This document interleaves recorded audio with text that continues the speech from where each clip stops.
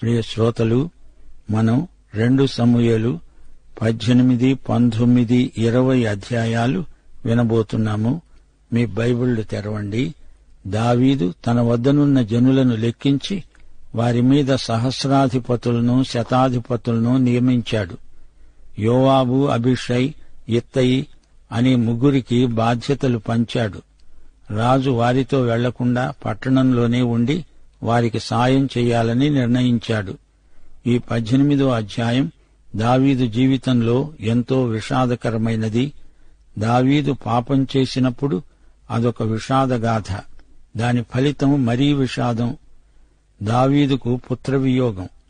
దావీదు సేనానాయకులను బ్రతిమలాడి మరీ చెప్పాడు, నా కుమారునికి ఎట్టి కీడు వాటిల్లకుండా చూడండి. అబ్షాలోము ఉన్నంతకాలం రాజుకు అపాయమే. అతణ్ణి తుదముట్టించాలని సైనిక నాయకుల అభీష్టం. దావీదు పుత్రవాత్సల్యం ఎంతో గాఢమైనది. యుద్ధం ఎఫ్రాయిము మన్యంలో జరిగింది. ఆ దినమున 23,000 మంది హతమయ్యారు. దావీదు సేవకులు గొప్ప అనుభవము గలవారు. వీరే గెలిచారు. యుద్ధం ఆ ప్రదేశమంతటా వ్యాపించింది. నాటి దినమున కత్తిచేత కూలిన వారికంటే ఎక్కువ మంది అడవిలో చిక్కుబడి నాశనమయ్యారు. అబ్షాలోము సైన్యం ఎఫ్రాయిము మన్యంలో చిక్కుబడిపోయారు. దావీదుతో యుద్ధం చేయడానికి అది అనువైన స్థలం కాదు. అబ్షాలోము కంచరగాడిద మీద ఎక్కిపోతూ దావీదు సేవకులకు ఎదురయ్యాడు. ఆ కంచరగాడిద ఒక గొప్ప మస్తకి వృక్షము యొక్క చిక్కు కొమ్మల కిందికి పోయినప్పుడు అతని తల చెట్టుకు తగులుకున్నందున అతడు ఎత్తబడి ఆకాశమునకు భూమికి మధ్యన వేలాడుతూ ఉండగా అతని కింద ఉన్న గాడిదే సాగిపోయింది. ఈ సంగతి ఎవడో యోవాబుకు చెప్పాడు. అబ్షాలోము వెంట్రుకలే అతణ్ణి పట్టి ఇచ్చాయి. అసలు యుద్ధవీరులు పొడుగాటి వెంట్రుకలు పెంచుకోకూడదు. ఇప్పుడు అతని ప్రాణానికే ముప్పు వచ్చింది. దావీదు కుమారుణ్ణి చంపాలని యోవాబు ఎదురు చూస్తున్నాడు. అతన్ని చంపడానికి సేవకుడు ఒప్పుకోలేదు. యోవాబు 3 బాణాలతో అబ్షాలోమును చంపాడు. జనులు అబ్షాలోము కళేబరాన్ని ఒక పెద్ద గోతిలో పడవేసి పెద్ద రాళ్ల కుప్ప దానిమీద పేర్చిన తరువాత ఇశ్రాయేలీయులందరూ తమ తమ ఇండ్లకు వెళ్లిపోయారు. అబ్షాలోమును చంపడానికి యోవాబుకు ఎట్టి హక్కు లేదు. అతని చావుతో అంతా ముగిసిపోతుందిలే అని చెప్పి అతన్ని చంపేశాడు. అబ్షాలోముకు కుమారులు లేరు. అతని పేరు మీద అబ్షాలోము స్తంభం అని ఒకటి నిలిచి ఉంది, అంతే. 19వ వచనం, సాదోకు కుమారుడైన అహిమయస్సు అన్నాడు, నేనీ వార్త రాజుకు చెప్తాను. ఈ రోజున ఈ వార్త చెప్పకూడదు. తరువాత కూషీని పిలిచి అన్నాడు, నీవు పోయి ఈ వార్త రాజుకు చెప్పిరా. అహిమయస్సు, నేను కూషీతో వెడతాను అన్నాడు. సరే, నీ ఇష్టం అన్నాడు యోవాబు. అహిమయస్సు కూషీ కంటే వేగంగా పరిగెత్తుకుంటూ వెళ్లాడు. ఇద్దరూ పరిగెత్తుకుంటూ రావడం చూచి దావీదు వారు ఏదో ఆత్యయిక వార్త తెస్తున్నారనుకున్నాడు. ముందుగా అహిమయస్సు వచ్చాడు గాని పూర్తి వార్త అతడు చెప్పలేకపోయాడు. ఆ తరువాత కూషీ వచ్చాడు. చావు వార్త చల్లగా చెప్పాడు. అబ్షాలోము చనిపోయాడు. ఈ వార్త విని దావీదు గుక్క తిప్పుకోకుండా గుండెలు పగిలేలా ఏడ్చాడు. అబ్షాలోమా, నా కుమారుడా, నీకు బదులుగా నేను చనిపోతే బాగుండేది గదరా అంటూ వలవల ఏడుస్తున్నాడు దావీదు. అయినా అలా చనిపోవడం ఎలా సాధ్యం? యేసుక్రీస్తు మాత్రమే మనందరికీ ప్రత్యామ్నాయ బలిగా చనిపోయాడు. ఆ గొప్ప కార్యం ఆయన మాత్రమే చేయగలడు. శ్రోతలు, ఇప్పుడు మనం 19వ అధ్యాయానికి వస్తున్నాము. ఈ అధ్యాయంలో దావీదు తిరిగి సింహాసనమెక్కుతున్నాడు. యోవాబు దావీదును విమర్శిస్తున్నాడు. బత్షెబ కన్న మొదటి కొడుకు పసివాడు చనిపోయినప్పుడు దావీదు దేవాలయానికి వెళ్లి దేవునికి స్తోత్రం సమర్పించాడు. ఏడవలేదే? మరిప్పుడు అబ్షాలోము చనిపోతే ఎందుకంత హృదయ విదారకంగా ఏడ్చాడు? పసివాడు చనిపోయి పరలోకానికి వెళ్లాడు, ఎందుకేడవాలి? కాని ఈ అబ్షాలోము పసివాడు కాడు, పెద్దవాడు.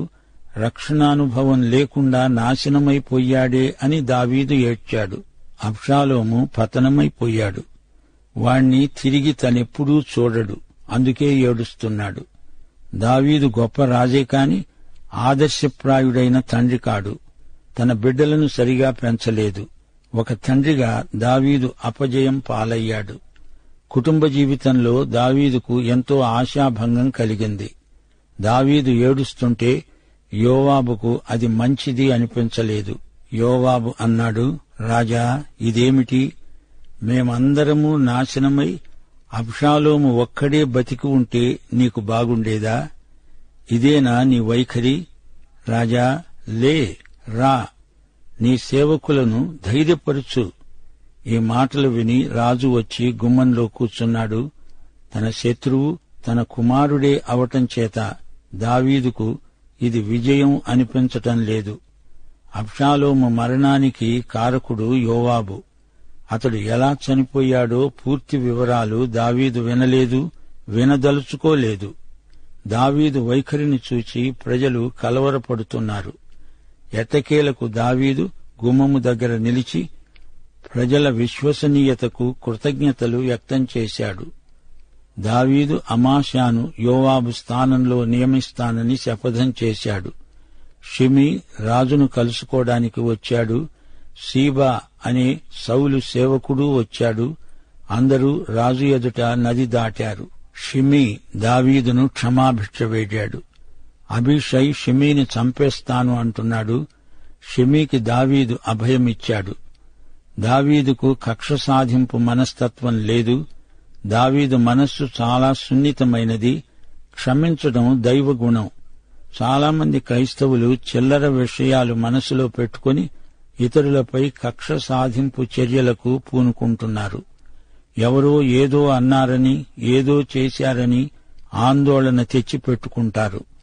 అలాంటి మనసు తమకే కీడు చేస్తుంది. సోదరుడా, సోదరి, దేవుడు నిన్ను ఆశీర్వదించాడు. ఒకవేళ నీకు సేవలో నిరుత్సాహం కలగవచ్చు. ఎవరో నిన్ను తిట్టవచ్చు, దూషించవచ్చు. అతడు నీకు చేసిన కీడు కంటే అతని పట్ల నీలో ఉన్న కక్ష నీకు ఎక్కువ కీడు చేస్తుంది. దేవుని బిడ్డలు ఇతరుల దూషణ, భూషణ, తిరస్కారాదులను పట్టించుకోకూడదు, మరిచిపోవాలి. అంతా దేవునికి అప్పగించాలి. దేవుడు నీ పక్షాన ఉన్నాడు.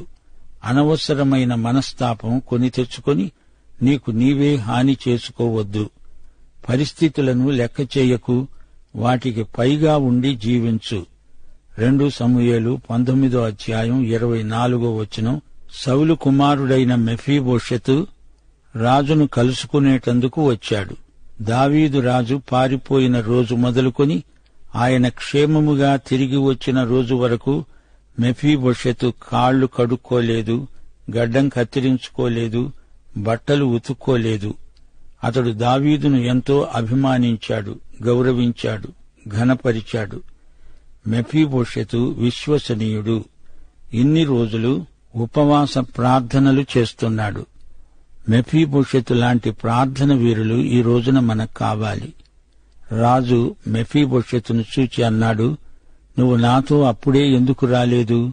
అతడన్నాడు, నా ఏలినవాడా, నేను కుంటివాణ్ణి, నా పనివాడు నన్ను మోసగించాడు.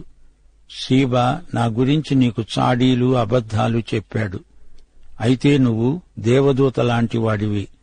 నీ దృష్టికి ఏది అనుకూలమో అదే చెయ్యి. శ్రోతలు గమనించండి. మెఫీబోషెతు దీనమనస్కుడు, కుంటివాడే గాని అతని మనస్సు కుంటిది కాదు. అతడు మానసిక వికలాంగుడు కాడు, బుద్ధిమంతుడు. 31 బర్జిల్లయి అనేవాడు రాజుతో నది దాటాడు. బర్జిల్లయి 80 సంవత్సరముల వయస్సు గలవాడు. రాజు బర్జిల్లయిని తనతో రమ్మన్నాడు. అతడన్నాడు, రాజా, నేను ఎన్ని దినాలు బ్రతుకుతాను?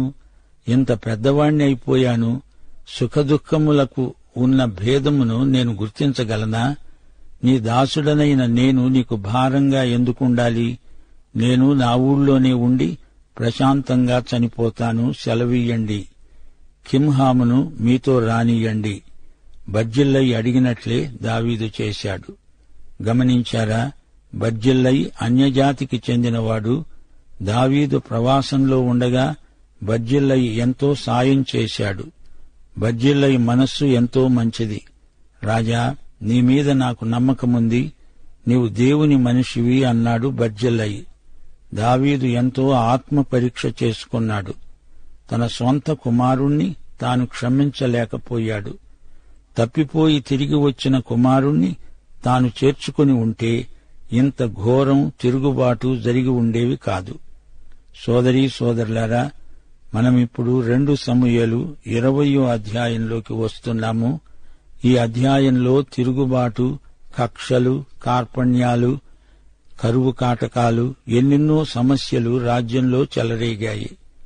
దావీదు సింహాసనమెక్కటానికి అభ్యంతరం చెప్పే ఒక వ్యక్తి ఉన్నాడు. అతని పేరు షెబ. అతడు బెన్యామీను గోత్రికుడు. దావీదు కిమ్హామును వెంటబెట్టుకుని వెళ్లాడు. రాజు ప్రాపకాన్ని గురించి యూదావారికి ఇశ్రాయేలీయులకు మధ్య వాగ్వివాదం జరిగింది. షెబా అనేవాడు వీరి ఉద్రేకాలను రెచ్చగొడుతున్నాడు. ఇతడు పనికిమాలిన మనిషి, ప్రజలలో పుకార్లు పుట్టిస్తాడు. ఇశ్రాయేలీయులలో క్షేమం లోపించింది. సభ్యత, సంస్కారము లేని విధంగా వ్యవహరిస్తున్నారు. పేరుకు మాత్రం ఇశ్రాయేలీయులు గాని వారు బెలియాలు పిల్లలైపోయారు.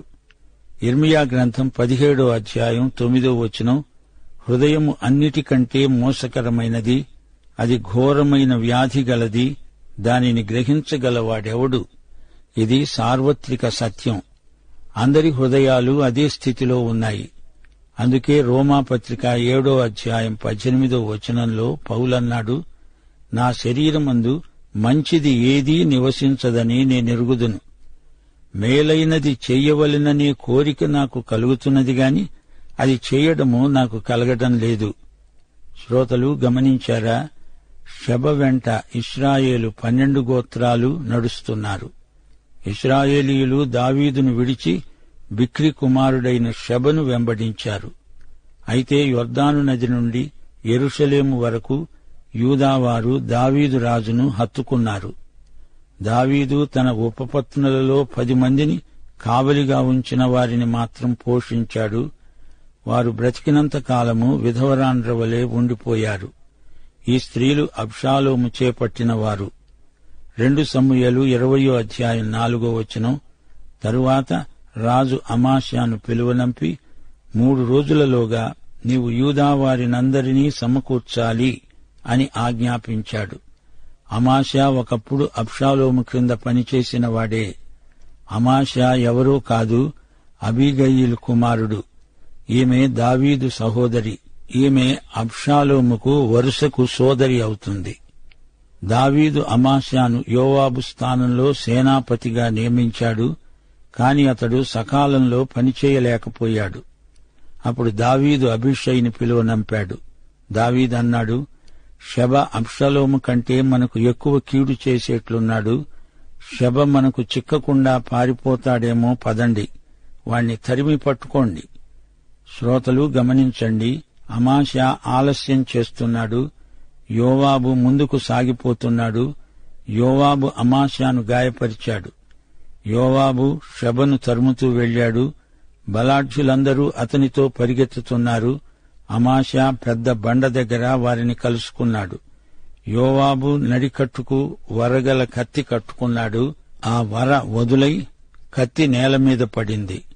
అప్పుడు యోవాబు అమాష్యాతో అన్నాడు, నా సహోదరుడా, బాగున్నావా?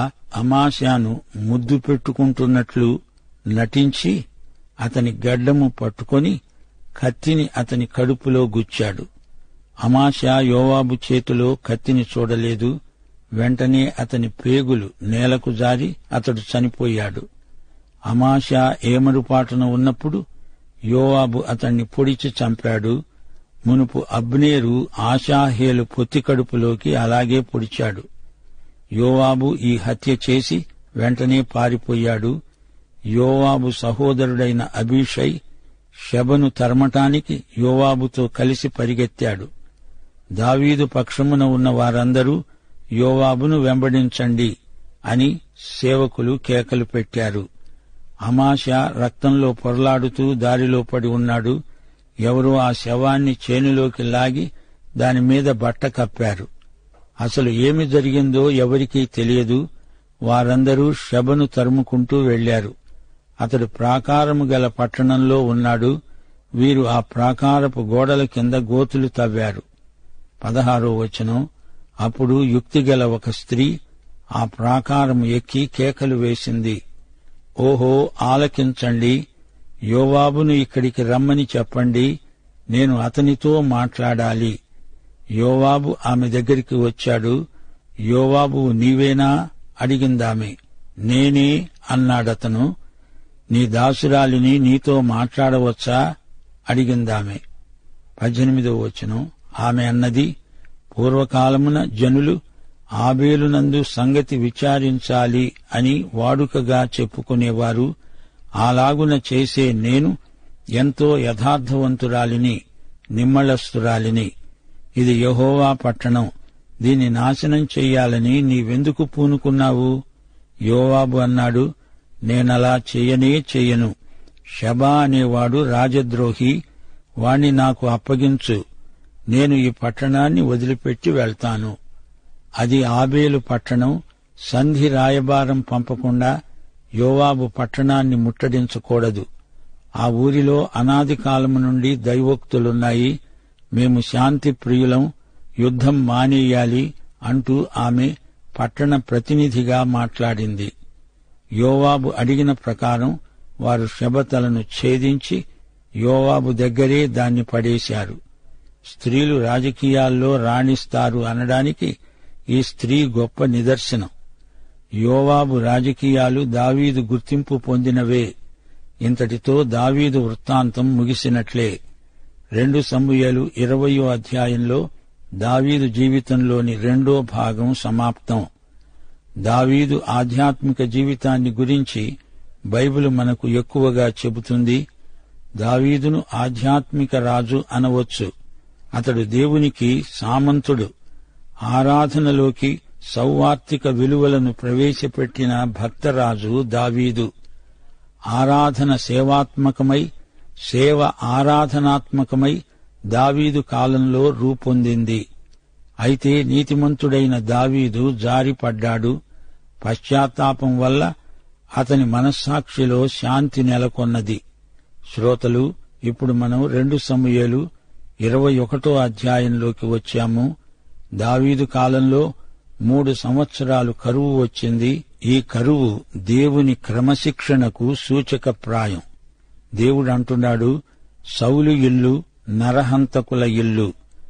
దావీదు రాజు గిబియోనీయులను పిలువనంపి అన్నాడు, మీకు నేను నష్టపరిహారం చెల్లించడానికి సిద్ధంగా ఉన్నాను, అడగండి. వారన్నారు, మాకు కీడు తలపెట్టిన సౌలు రాజు యొక్క 7 కుమారులను మాకు అప్పగించు, అదే నష్టపరిహారం. వారిని యెహోవా సన్నిధిలో ఉరితీస్తాము. దావీదు సరే, అలాగే అప్పగిస్తాము అన్నాడు. కాని దావీదు మెఫీబోషెతును మాత్రం అప్పగించలేదు. దావీదు యోనాతాను మధ్య ఈ విషయంలో ప్రమాణం చేయబడింది. మనుమలను కూడా హెబ్రీయుల సాంప్రదాయంలో కుమారులు అనే అంటారు. రిస్పా అనే స్త్రీ 6 నెలలు జాగరణ చేసి వర్షం ఆ శవాల మీద పడే వరకు ఆమె అలా అంగలార్చింది. ఈ సంగతి దావీదు విన్నాడు. ఈ రిస్పా ఎవరు? సౌలు ఉపపత్ని అయిన అయ్యా కుమార్తె. సేలా అనే చోట దావీదు సౌలు పిల్లల ఎముకలను తెచ్చి సమాధి చేశాడు. 2 సమూయేలు 21వ అధ్యాయం ఇదే సత్యాన్ని వెల్లడి చేస్తున్నది. దావీదు యుద్ధాలు చేసి వృద్ధుడైపోయాడు.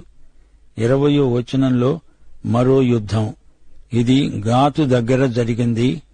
అతని చేతి వేళ్లు 12, కాలివేళ్లు 12. ఈ విధంగా రెఫాయీయుల సంతతి వారు దావీదు వలన, అతని సేవకుల వలన హతులయ్యారు. దావీదు గొల్యాతును చంపినప్పుడు 5 రాళ్లు ఏరుకున్నాడు.